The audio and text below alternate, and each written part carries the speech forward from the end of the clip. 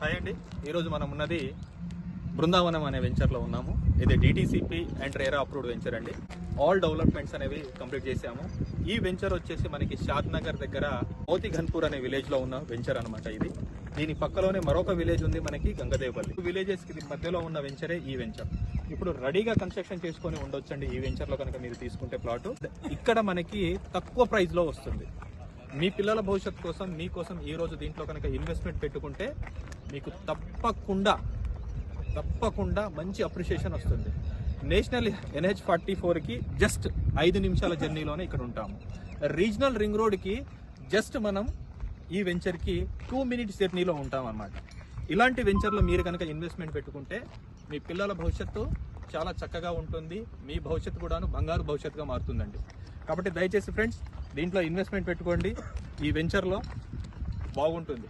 Thank you.